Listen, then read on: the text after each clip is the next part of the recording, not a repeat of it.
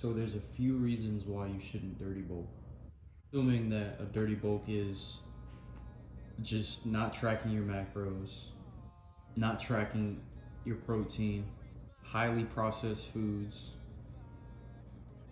Pretty much a dirty bulk is basically just eating whatever you want and as much as you want of highly processed junk food just to put on as much mass as possible.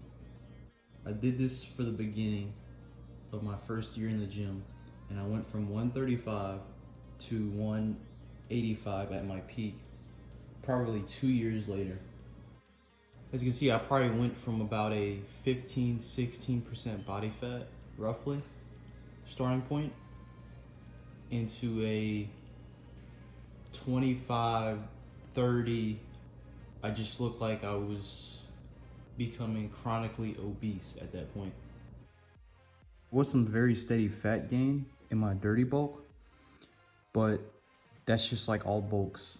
All bulks, you're gonna put on some type of fat, and it just steadily builds on as you keep going with the bulk. But dirty bulking will put on the most amount of mass quickly, but that also means you're putting on fat as well, a lot more than other bulks. Why I don't recommend a dirty bulk is because you have unnecessary fat gain. Your body only builds a certain amount of muscle at a time. Those extra calories from a dirty bulk stores itself as fat. Body only needs a certain amount of calories and protein to start building muscle at an optimal rate. And on a dirty bulk, you're going way past that.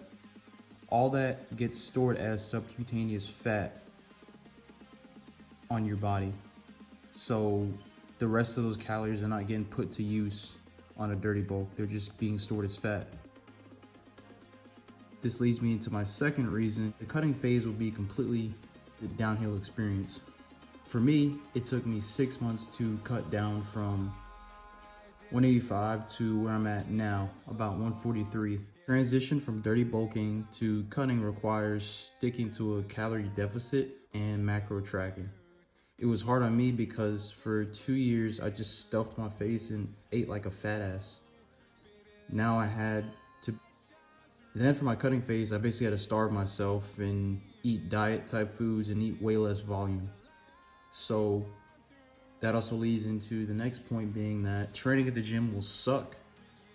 Your strength and energy levels will be down due to a calorie deficit and overall less food intake. My bench PR at the time was 235 pounds. That was the most I ever hit on bench. And when I was cutting at about like 160 or so, I hit like 215, and I was trying to push for 225 and I still couldn't get it. And even now, I can't even rep out what I did on my dirty bulk. I didn't know how to cut and diet optimally for maintaining my strength gains. So don't cut your calories too much as well. I could also make a video on that if you guys would like.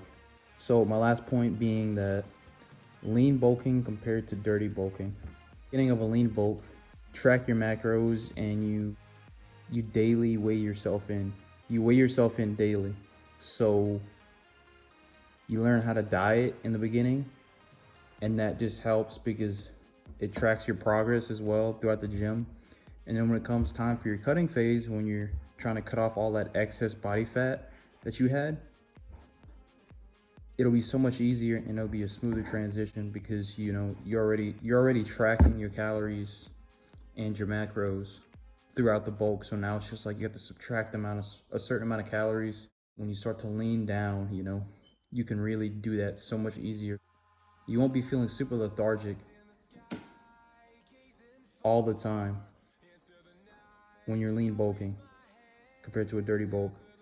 Because when you really start to get into that dirty bulk, like deep into it, when I was like pushing 175, 180, I was really just starting to feel like super tired all the time and just like super lazy.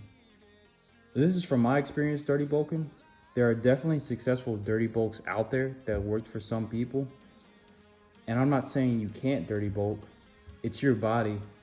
But I could say a lean bulk would have been better in my experience. If you guys enjoyed this video, please leave a like, subscribe, and I can make more videos like this. Peace.